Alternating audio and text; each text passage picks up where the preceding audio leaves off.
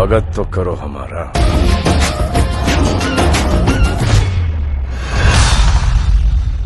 ये नहीं कि कोई मुस्कुरा दिया तो फिसल गए। मुस्कुराहट देखेंगे तो सिर्फ श्याम सुंदर की देखेंगे, चाहे कोई भी आ जाए। ब्रह्मचर्य ऐसी सामर्थ्यशाली, एक बार श्लोक बोलो कंठस्थ हो जाएगा।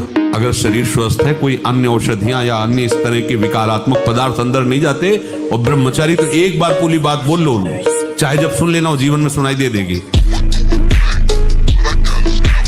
कभी भी व्यभिचारी की एक जैसी दिनचर्या बहुत काल तक नहीं हो सकती। 2-4 दिन प्रयास करेगा, गिर जाएगा। ब्रह्मचर्य कभी भी दिनचर्या में फर्क नहीं पड़ने देगा, चाहे जैसी स्थिति हो। चाहे शरीर नहीं उठ पा रहा तो उसका चिंतन भागवत की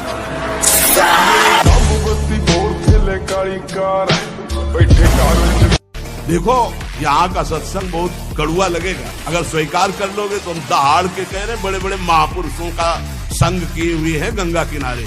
बचपन से शेरों का संग किए, गीदड़ों का नहीं हुआ है, ध्यान रखना।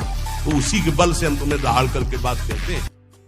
जो ब्रह्मचर्य रहता है उसे शरीर बल, मनोबल, बुद्धि बल, वचन बल, ये सब जागृत हो जाए। वचन बल जो बोला वही लागू हो।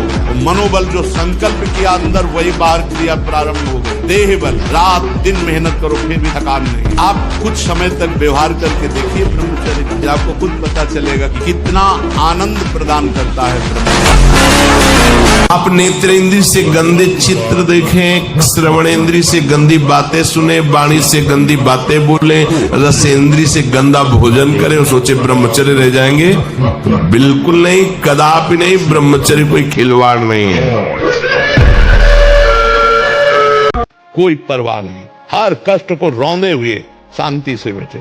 तुम्हें लग रहा है हम कष्ट में, लेकिन हम वहां नहीं है। जहाँ कष्ट है वहां नहीं है। इसलिए आपको मुस्कुराते हुए आनंद में तभी लोगों को लगता है किडनी फेल इनकी। झूठी बात करते हैं, इनकी किडनी फेल कैसे है।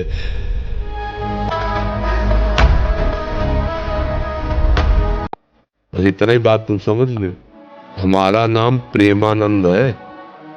प्रेमानंद। और प्रेमानंद को जान ले तो प्रेमानंद हो जाओगे, फिर जाओगे। ब्रह्मविद ब्रह्मविद बहुत प्रेमानंद, प्रेमानंद बहुत।